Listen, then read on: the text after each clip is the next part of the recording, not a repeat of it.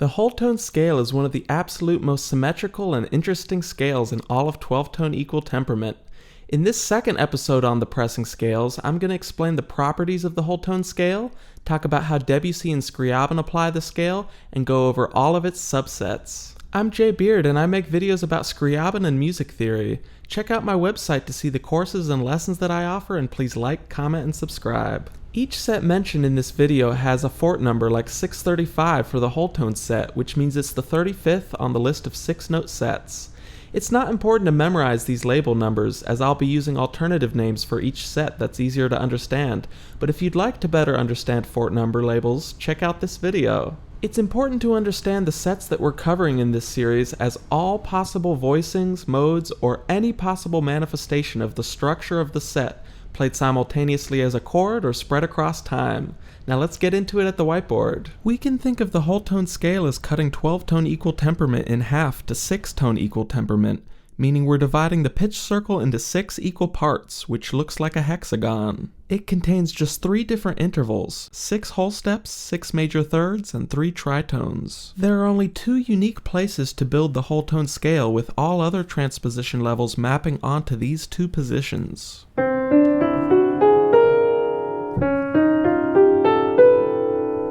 This limited ability to be transposed makes it difficult to apply in music, as there's only one place to move to while staying within the confines of the whole tone scale. Debussy made the most out of both whole tone scale positions in his Prelude to the Afternoon of a Faun. He begins this dreamlike section with the whole tone scale based on C sharp.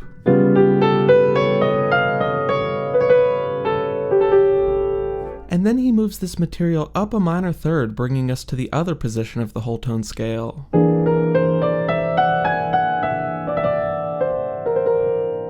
While Debussy's approach to using the whole tone scale was to settle into its dreamlike sound for long stretches of time, Scriabin applied the whole tone scale as a temporary dissonance to be resolved. He would mostly use subsets of the whole tone scale that retained similar qualities as the full scale. One example I've found of Scriabin using the entire whole tone set is in his 5th piano sonata, where he uses a lot of whole tone harmony to portray a languid sentiment.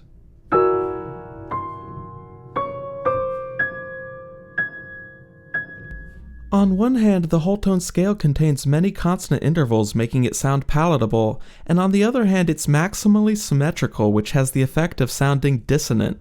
I hope to make an entire series explaining the role of symmetry in music soon, but for now I'll just say that the symmetry of whole tone harmony lends itself to being ideal for passing chords, because it creates dissonance that can resolve to many possible consonant chords with parsimonious voice leading. Let's go over each of the subsets of the whole tone scale. You might be surprised to hear there's only one 5-note subset of the whole tone scale, but if you look at the piano yourself, you'll see the only 5 notes you can come up with in the whole tone scale will involve 5 notes a whole step apart and then a major third.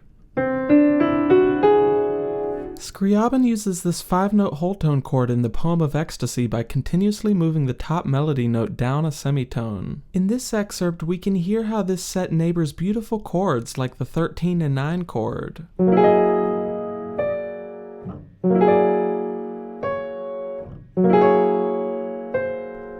The first 5-note whole tone chord we pass through could be called F sharp 7 9 flat 13, and the next one is voiced as F sharp 7 9 sharp 11. There's 3 4-note chords in the whole tone scale, and we'll start by covering 421, which is just 4 whole steps in a row. This set is probably used the least out of 4-note whole tone sets, but we see it used by Scriabin as a 9 chord without the 5th at the beginning of the Poem of Ecstasy and at the end of Sonata 8.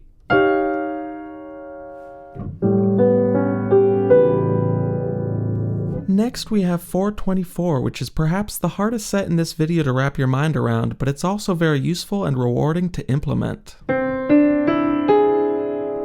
It's like an augmented chord with an extra whole step. It's most often used as a flat 13 chord and can easily resolve to a 7 chord. One of my favorite uses of this chord is in Christmas Time Is Here, being used as a 7 9 sharp 11 chord without a 3rd or 5th.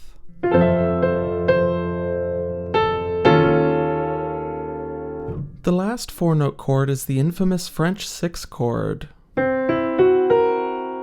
It has this name because there are 3 augmented 6 cadences with names from different countries. The traditional way to use the French 6 chord is to use it as a predominant just above the 5 chord to resolve to the dominant 5 chord.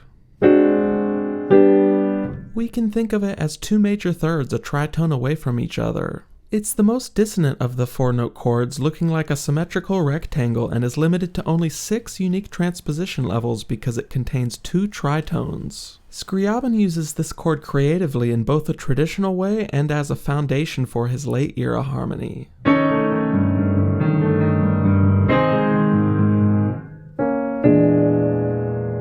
Lastly, we have 3 sets left with 3 notes. 3-6 is what I call the do-re-mi set, which is the set used in melodies like hot crossed buns, but isn't used so much for harmony. 3-8 has an inversion pair, and it's most well known for being a 7th chord without the 5th.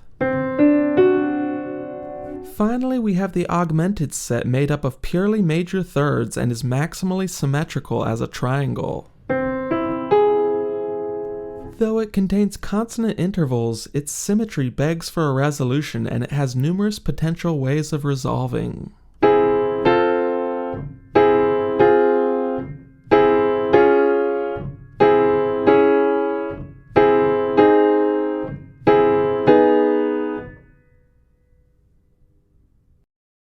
Perhaps you can hear a similarity between all of these whole tone subsets. They all have a sort of pointy dissonance that sounds interesting temporarily but often requires a resolution. Let's do a quick recap of all the whole tone subsets visualized on the pitch circle. First we have the do-re-mi set, which is 3 whole steps in a row. Then we have the 7th chord, which is a whole step and then a major third. And this set includes the inverted version, which is a major third and then a whole step. And then the last 3-note chord we have for whole tone chords is the augmented triad. For 4-note chords we have the 9-chord set with whole steps in a row, then the flat 13 chord has 2 whole steps, then 2 major thirds, and then the French 6 is a symmetrical rectangle built with a major third, then whole step, major third, then whole step. Finally, there's only one 5-note whole tone set, and there's only one whole tone scale. You can explore the modes of each set as sheet music, which I use to make these videos using the document Scale Sets as Sheet Music, made by me and Vornska, available on my website, and you can order a pitch circle manipulative on my website as well. Next video will be exploring the hexatonic scale, but first let me know in the comments, what's your favorite subset of the whole tone scale? Please check out my website, like, comment, and subscribe.